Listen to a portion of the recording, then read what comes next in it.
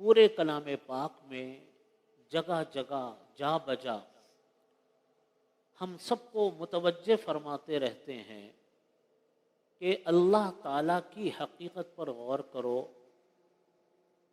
اس کی قدرت پر غور کرو، اس کی شان ربوبیت پر غور کرو کہ اللہ کیسا عظیم ہے، کیسا اللہ تعالیٰ قدرت والا ہے، کیسا اللہ تعالیٰ پالنے والا ہے۔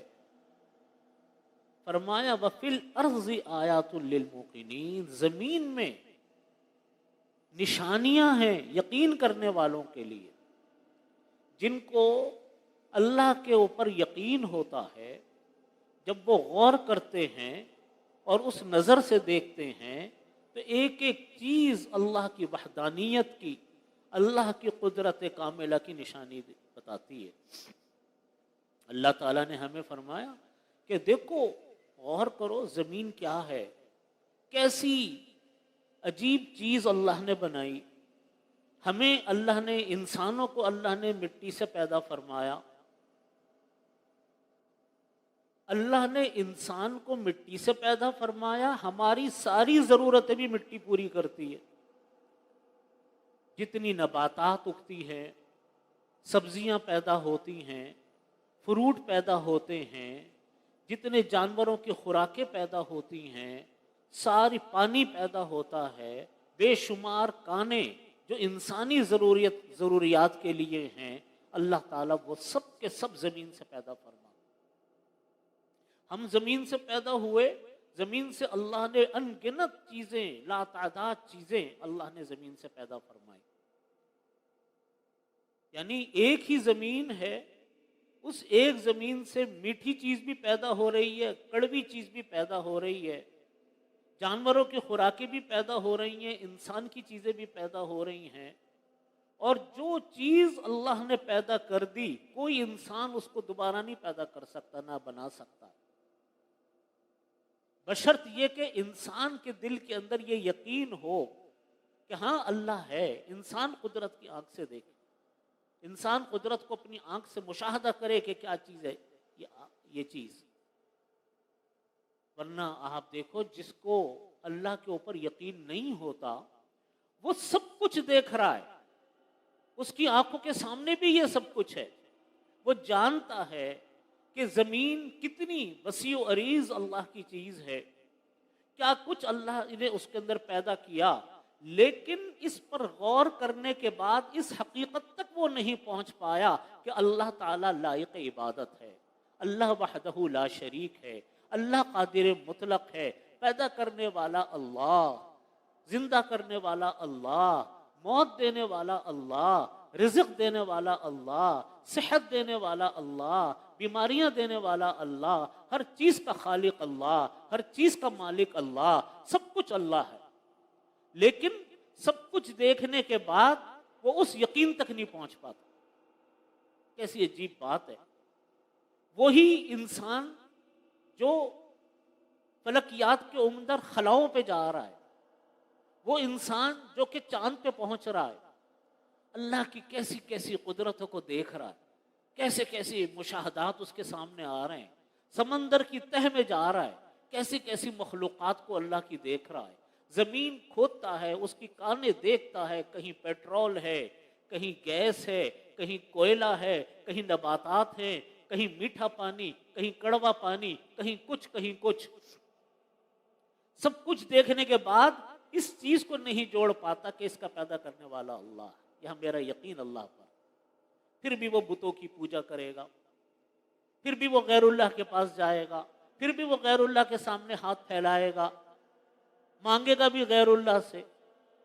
یہ جو بت بنانے والے ہوتے ہیں، ان کے پورے پورے بازار ہوتے ہیں۔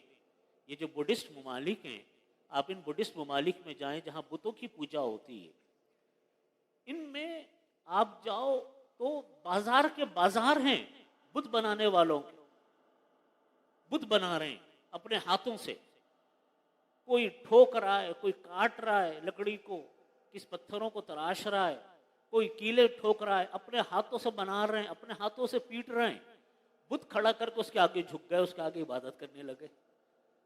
یعنی ان کے دماغ میں یہ بات ہی نہیں آتی کہ جو چیز ہمارے ہاتھوں کی محتاج ہو وہ کیسے لائق عبادت اور لائق خدا ہے، اس حقیقت کو نہیں جوڑ پاتے۔ اللہ تعالیٰ فرماتے ہیں، جگہ جگہ اللہ تعالیٰ اپنی قدرت کی نشانیاں بیان فرماتے ہیں کہ دیکھو، غور تو کرو، غور تو کرو۔ وَفِي الْأَرْضِ آیَاتٌ لِّلْمُوقِنِينَ، اللہ نے زمین میں بے شمار نشانیاں رکھی ہیں یقین کرنے والوں کے لیے، یقین کی آنکھ ہونی چاہیے۔ وَفِي أَنفُسِكُمْ، اور اللہ نے فرمایا کہ دیکھو تمہاری اپنی جانوں کے اندر ہم نے ایسی ایسی چیزیں پیدا کی، افلا تبصرون، کا دیکھتے نہیں ہو؟ یہ جو انسان کا جسم ہے، حضرت مفتی صاحب رحمۃ اللہ علیہ نے معارف القرآن میں فرمایا کہ یہ عالم اصغر ہے۔ انسان کا جو جسم ہے سر سے لے کے پیر تک یہ عالم اصغر ہے، پورا ایک جہان ہے کہ دیکھو اللہ تعالیٰ کس طرح انسان کو پیدا فرماتے ہیں۔ انسان تو انسان، ہر چیز کو جو اللہ نے پیدا کیا، جانوروں کو، پرندوں کو، نباتات کو، درختوں کو، اس کا ایک نظام ہے پیدا کرنے کا۔ اللہ تعالیٰ فرماتے جب کسی انسان کو اللہ تعالیٰ پیدا فرماتے ہیں تو وہ پہلے خون کا لوتھڑا ہوتا ہے، جمع و خون ہوتا ہے، پھر خون کا لوتھڑا ہوتا ہے، مضغہ بن جاتا ہے، پھر اللہ تعالیٰ مختلف مراحل بیان فرمایا کہ پھر اللہ تعالیٰ اس کے اندر روح ڈالتے ہیں، چھوٹا سا، اس کی ہر چیز اللہ مکمل فرما دیتے ہیں۔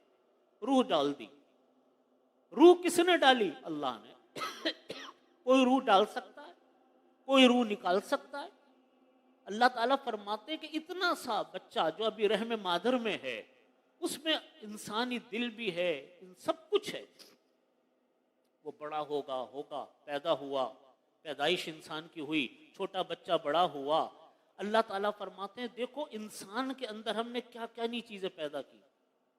دل، کوئی ایک عضو لے لو ایسا، کوئی انسان اس عضو کا متبادل بنا نہیں سکتا، ممکن نہیں ہے بنا لے۔ جو آج ہمارے ہاں عضو بنتے ہیں وہ کام چلانے کو بن جاتے ہیں، لیکن ضرورتیں کہاں حقیقت میں پوری ہوتی ہیں۔ ایک مشہور ڈاکٹر ہیں گردے کے، وہ فرما رہے تھے کہ گردے کا فنکشن بتا رہے تھے، ہمارے والد صاحب رحمۃ اللہ علیہ کو اور دارالفتہ کے حضرات کو انہوں نے دعوت دی تھی ٹرانسپلانٹ کے حوالے سے مشورے کے لیے۔ تو وہ گردے کے بارے میں بتا رہے تھے کہ گردہ اللہ نے کیا چیز بنائی ہے، کس طرح وہ گردہ انسان کے جسم کے اندر سے وہ پانی جو ہوتا ہے اس کی ایک مقدار کو رکھتا ہے، اس کا جو زہریلے مادے ہوتے ہیں اس کو پیشاب کی شکل میں خارج کرتا ہے۔ تو وہ کہہ رہے تھے کہ ایک وقت آتا ہے بعض لوگوں کو بیماری یہ ہو جاتی ہے کہ گردے خدا نخواستہ فیل ہو جاتے ہیں، تو وہ جو زہریلے ذرات اللہ تعالیٰ پیشاب کے ذریعے سے خارج فرماتے ہیں وہ انسان کے جسم میں پھیل جاتے ہیں تو زہر بن جاتا ہے۔ تو کسی ساتھی نے ان سے سوال کیا کہ جی یہ بتائیں کہ اگر یہ گردہ مصنوعی بن جائے، انہوں نے کہا مصنوعی گردہ بن تو سکتا ہے، لیکن اللہ تعالیٰ نے اس گردے کے اندر جو عقل ڈالی ہے کہ کون سی چیز کو لے کر باہر پھینکنا ہے اور کون سی چیز کو جسم کے اندر رکھنا ہے، وہ عقل کہاں سے لے کر آئیں؟ وَفِي أَنفُسِكُمْ أَفَلَا تُبْصِرُونَ، تمہارے اندر اللہ نے ایسے جہان پیدا کیے، ایسی چیزیں پیدا کی، کیا تم دیکھتے نہیں؟ ہر چیز اللہ نے ایسی بنائی۔ جب میرے والد صاحب مفتی رفیع عثمانی صاحب رحمۃ اللہ علیہ کے ایک مرتبہ آنکھ کا آپریشن ہوا، آنکھ کا پردہ ان کا اکھڑ گیا تھا، تو اس وقت ہمیں ڈاکٹروں نے یہ بتایا کہ ان کا جو پردہ اکھڑا ہے یہ اتنا باریک ہوتا ہے، اتنا باریک ہے کہ اگر یہ جو اخبار کا کاغذ ہوتا ہے اس کو 10 مرتبہ مزید چھیلیں، 10 گنا چھیلیں، جتنا پتلا وہ ہوگا اس سے بھی پتلا یہ آنکھ کا پردہ ہے جسے ہم اور آپ دیکھتے ہیں، انسان دیکھتا ہے۔ اب آپ اندازہ کیجئے آپ کتنی نعمت ہر انسان ہمہ وقت اللہ کی لے کے پھر رہا ہے، اور انسان اس کا شکر بھی ادا نہیں کرتا۔ یہ تو وہ چیزیں ہیں جو اکا دکا ہیں، لیکن پورا عضو انسان کے، تمام اعضاء انسان کے، ایک ایک چیز انسان کی سر سے لے کے پیر تک کوئی اس کا بدل نہیں ہے۔ کوئی انسان اس کو پیدا نہیں کر سکتا، کوئی اس کو بنا نہیں سکتا۔ یہ غذا، زمین سے جو پیداوار چیزیں پیدا ہوتی ہیں، نباتات، چیزیں جو ہم اور آپ استعمال کرتے ہیں، کوئی چیز جو ہم استعمال کرتے ہیں ہم اس کو پیدا نہیں کر سکتے، کوئی اس چیز کے اندر ذائقہ اور افادیت پیدا نہیں کر سکتے۔ وہ چیز بازار میں آتی ہے، آنے کے بعد جب وہ چیز پک کر تیار ہوتی ہے، کھانے کے قابل ہوتی ہے، تو دنیا کی کوئی طاقت اس کو حلق سے نہیں اتار سکتی اللہ کا، اگر اللہ کا حکم نہ ہو۔ بتائیے کوئی اتار سکتا ہے؟ جب خدا نہ خواستہ بیماریاں لاحق ہوتی ہیں، انسان چاہتا ہے کہ یہ کر لے وہ کر لے، کچھ نہیں کر سکتا، اللہ کا حکم نہیں ہے۔ اللہ تعالیٰ سوچے، اللہ تعالیٰ فرماتے ہیں کہ یہ سب چیزیں اللہ کی پیدا کردہ ہیں، ان کو سوچ کر تم اللہ کی وحدانیت، اللہ کی حقانیت، اللہ کے قادر و مطلق ہونے کو پہچانو، اپنا تعلق اللہ سے بناؤ، اپنا تعلق اللہ سے بڑھاؤ، اللہ کی حقیقت کو پہچانو۔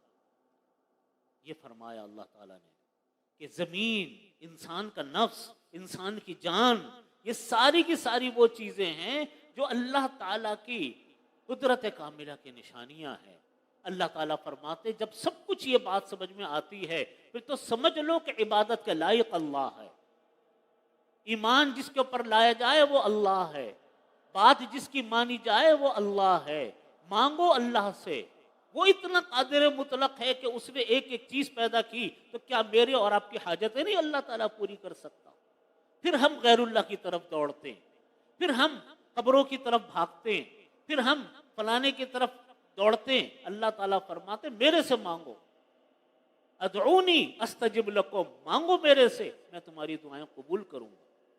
ہم اپنا تعلق اللہ سے مضبوط نہیں بناتے، ہم مانگتے نہیں ہیں اللہ سے، ہم دوسروں سے کہتے ہیں جی آپ میرے لیے دعا کر دو۔ ٹھیک ہے، دوسروں سے بھی دعا کروانی چاہیے، لیکن خود دعا نہیں چھوڑنی چاہیے۔ میرے شیخ حضرت ڈاکٹر عبدالحی صاحب عارفی رحمۃ اللہ علیہ فرمایا کرتے تھے کہ اللہ سے ہم وقت مانگتے رہو۔ نبی کریم صلی اللہ علیہ وسلم نے بھی فرمایا کہ چھوٹی سے چھوٹی چیز اللہ سے مانگو، اس انتظار میں مت رہو کہ میں بیٹھوں گا تو پھر اللہ سے مانگوں گا، مسجد میں بیٹھوں گا دعا مانگوں گا، نماز پڑھوں گا تو دعا مانگوں گا، شب برات آئے گی تو دعا مانگوں گا۔ نہیں، چلتے پھرتے اللہ سے مانگو، وہ وحدہ لا شریک ہے، وہ بغیر مانگے ہمیں اتنی چیزیں دے رہا ہے، پورے کائنات کو ہماری خدمت پر اللہ نے لگایا ہوا ہے۔ تو اللہ تعالیٰ ہماری چھوٹی موٹی خواہشات کو کیا اللہ تعالیٰ پوری نہیں فرمائیں؟ مانگنے میں کبھی کوتاہی نہ کریں۔ اور جب کسی چیز کو انسان اللہ سے مانگتا ہے، خوب مانگتا ہے اللہ تعالیٰ سے، اگر اللہ تعالیٰ اس دعا کو قبول فرما لیں تو سبحان اللہ، حدیث شریف میں بھی فرمایا کہ مانگی بھی دعا انسان کی کبھی رائے گا نہیں جاتی۔ جو ہاتھ اٹھے، جو زبان سے ویسے ہی دعا مانگی، کبھی وہ دعا اللہ کی بارگاہ میں مانگی ہوئی دعا، یہ کتنا بڑا داتا، کتنا بڑا اللہ تعالیٰ دینے والا ہے کہ ہماری ہر دعا کو اللہ قبول فرماتے۔ بس فرق اتنا ہے، کبھی دنیا میں اللہ تعالیٰ ہمیں وہ کچھ عطا فرماتے جو مانگا تھا، لیکن انسان بعض اوقات ایسی چیز مانگ لیتا ہے جو چیز اللہ تعالیٰ کو پتا ہے کہ اس کے لیے مفید نہیں، اللہ تعالیٰ اس دعا کو ہماری قبول نہیں فرماتے، لیکن اس کے بدلے میں اللہ تعالیٰ دنیا میں بہت کچھ دے دیتے ہیں۔ انسان کو پتہ ہی نہیں ہوتا کہ میری کون سی دعا کی بدولت مجھ کو مل کے آ رہا۔ اور فرمایا نبی کریم صلی اللہ علیہ وسلم نے کبھی ایسا ہوتا ہے نہ دنیا میں کچھ ملتا ہے نہ اس کے بدلے میں کچھ ملتا ہے، اللہ تعالیٰ اس دعا کو آخرت کے لیے اٹھا کر رکھ لیتے ہیں، اور آخرت میں اس کے بدلے میں اللہ تعالیٰ بہت کچھ عطا فرماتے ہیں۔ لیکن دعا انسان کی کبھی رائے گاہ نہیں جاتی۔ اور آپ تجربہ کر کے دیکھیے، جس دعا کو آپ خوب مانگیں، اگر وہ دعا قبول نہ ہو تو سمجھ جائیے کہ اللہ کی طرف سے نہ ہو، اس کام کے نہ ہونے میں خیر ہے، یہ دعا کی برکت ہے کہ جب اللہ سے مانگا تو اب اللہ تعالیٰ وہ چیز دیں گے جو بندے کے لیے مفید ہوگی۔ مانگ رہے نہیں مل رہی، آدمی کا دل تو افسردہ ہوتا ہے، لیکن یہ یقین ہوتا ہے کہ میں نے مانگا اللہ سے تھا، میں نے عام آدمی سے نہیں مانگا، عام کسی شخصیت سے نہیں مانگا، اللہ وحدہ لا شریک سے مانگا ہے، لہٰذا اللہ تعالیٰ دیں گے تو صحیح۔ اب اگر یہ نہیں ملا تو کچھ نہ کچھ تو دیں گے اللہ تعالیٰ، اس میں خیر نہیں تھی تو اللہ نے مجھ کو نہیں دیا۔ تو یہ چیز در حقیقت ہمیں اللہ تک پہنچانے کا ہمارے لیے ذریعہ ہے. ہمیں اللہ سے مانگنا بھی چاہیے اور ایک ایک ہر چیز میں اللہ وحدہ لا شریک کی طرف رجوع بھی کرنا چاہیے. اللہ کی نشانیوں پہ غور کرنا چاہیے. اللہ تعالی ہمیں اس سب کی فہم بھی عطا فرمائے اور اس کا تدبر بھی عطا فرمائے. وآخر دعوانا الحمد للہ رب العالمین.